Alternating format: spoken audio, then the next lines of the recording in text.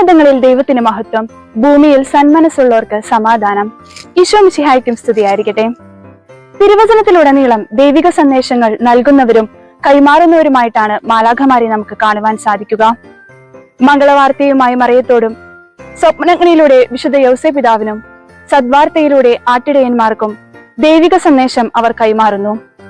അവർ പാടിയതും നൽകിയതുമെല്ലാം സന്തോഷത്തിന്റെയും സമാധാനത്തിന്റെയും സദ്വാർത്തകളായിരുന്നു. ദൈവത്തിന്റെ സുന്ദര സ്വപ്നങ്ങളുമായി ഭൂമിയിലേക്ക് പറന്നിറങ്ങിയിരിക്കുകയാണ് മാലാഖമാർ. നിലച്ചിരിക്കാത്ത ഇടങ്ങളിലേക്കും വ്യക്തികളിലേക്കും അത് നൽകപ്പെടുന്നു. അതെ, ഇത് മാലാഖമാരുടെ വസന്തകാലമാണ്. ഭൂമിയിലെ മനുഷ്യന്റെ ഭാഗതയും തന്നെ മാറ്റിമറിച്ച മാലാഖമാരുടെ സന്ദർശനങ്ങളെ കുറിച്ച് നാം ധ്യാനിക്കുന്നുണ്ടല്ലോ. ഉദാഹരണത്തിന്, മംഗളവാർത്തയുമായി മറിയത്തിന്റെ മുൻപിൽ പ്രത്യക്ഷപ്പെടുന്ന ഗബ്രിയേൽ ദൂതൻ. ഗബ്രിയേൽ എന്ന വാക്കിന്റെ അർത്ഥം ദൈവം എന്റെ ബലം എന്നാണ്.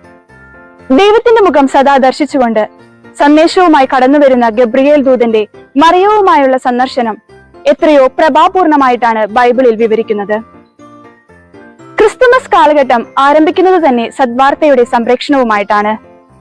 പരിശുദ്ധ മറിയത്തോടും വിശുദ്ധ യൗസേ പിതാവിനോടും ആട്ടിടയന്മാർക്കും ജ്ഞാനികൾക്കും സന്തോഷത്തിന്റെ വാർത്ത മാലാഖമാർ നൽകുന്നു. ഗബ്രിയേൽ ദൂതൻ പറഞ്ഞതെല്ലാം ഹൃദയത്തിൽ സംവഹിച്ചുകൊണ്ട്, ഇതാ കർത്താവിന്റെ ദാസി, നിന്റെ വാക്ക് എന്നിൽ നിറവേറട്ടെ എന്ന പരിശുദ്ധ അമ്മയുടെ മറുപടി നമുക്ക് എന്നും മാതൃകയും വഴികാട്ടിയുമാണ്. മാലാഖമാരുടെ സന്ദേശം പോലെ നമ്മുടെ ജീവിതവും നമ്മളും മറ്റുള്ളവർക്ക് ഒരു നല്ല സന്ദേശമാകണം. സന്തോഷത്തിന്റെയും സമാധാനത്തിന്റെയും വാഹകരാകുവാൻ ഈ ഒരു ക്രിസ്മസ് കാലഘട്ടം നമ്മെ അനുഗ്രഹിക്കട്ടെ എന്ന് ആശംസിക്കുകയും പ്രാർത്ഥിക്കുകയും ചെയ്യുന്നു.